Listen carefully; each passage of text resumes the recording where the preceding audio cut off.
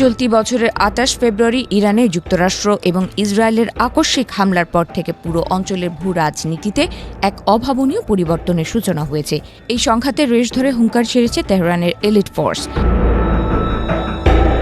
এক বিশেষ বিবৃতিতে তেহরান স্পষ্ট করে জানিয়েছে, ইরান এখন আগের যে কোনো সময়ের চেয়ে অনেক বেশি শক্তিশালী, সুসংগঠিত এবং যে কোনো আগ্রাসন রুখে দিতে সম্পূর্ণ প্রস্তুত।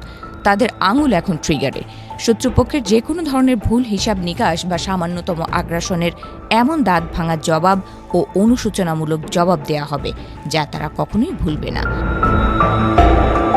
এবারের এই উত্তেজনা মূলত অতীতের অপারেশন ট্রু প্রমিস 4 এর এবং সাম্প্রতিক সংঘাতের পটভূমিতে তৈরি হওয়া এক নতুন সমীকরণ।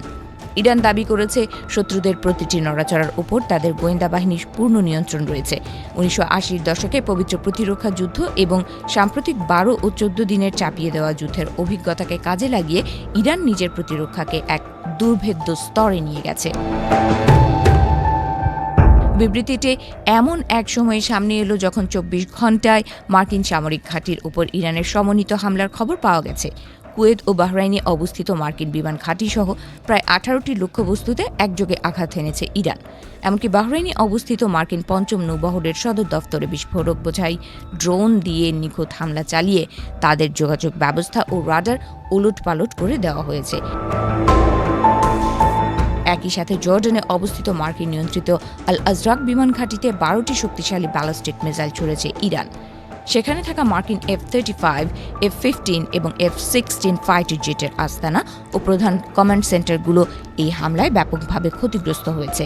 তেহরানের দাবি, মার্কিন পক্ষ থেকে যুদ্ধবিরতি লঙ্ঘন করে ইরানি ভূখণ্ডে ক্ষেপণাস্ত্র হামলার সরাসরি জবাবেই এই পাল্টা আঘাত।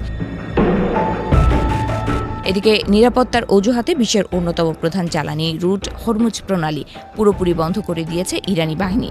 তাদের এরোস্পেস ফোর্সের প্রধান হুঁশিয়ারি দিয়ে বলেছেন, এই কৌশলগত জলসীমায় কেউ যদি দাদাগিরি করতে আসে, তবে পুরো অঞ্চলকে আক্রমণকারীদের জন্য জাহান্নাম বানিয়ে দেওয়া হবে।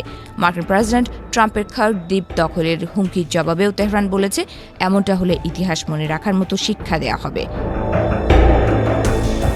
গত ৮ এপ্রিল পাকিস্তানের মধ্যস্থতায় একটি সাময়িক যুদ্ধবিরতি কার্যকর হলেও মার্কিন নৌ অবরোধ এবং দফায় দফায় চুক্তি লঙ্ঘনের কারণে সেই শান্তি স্থায়ী হয়নি। ইরানের সশস্ত্র বাহিনীর মুখপাত্র আত্মবিশ্বাসের সাথে জানিয়েছেন, ২৮ ফেব্রুয়ারি যখন এই যুদ্ধ চাপিয়ে দেওয়া হয়েছিল, তখনকার চেয়ে বর্তমান ইরান সামরিক ও কৌশলগতভাবে বহুগুণ বেশি শক্তিশালী। ক্ষেপণাস্ত্র ফুরিয়ে যাওয়ার সমস্ত পশ্চিমা দাবিকে উড়িয়ে দিয়ে তারা একের পর এক বিধ্বংসী ড্রোন ও হাইপারসনিক মিসাইল প্রস্তুত রাখছে।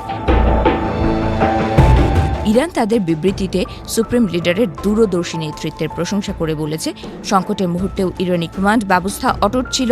একের পর এক সফল সামরিক অভিযান পশ্চিমাদের অপরাজেয় থাকার অহংকার ভেঙে দিয়েছে এবং মধ্যপ্রাচ্যের ক্ষমতার ভারসাম্য চিরতরে ইরানের পক্ষে ঘুরিয়ে দিয়েছে।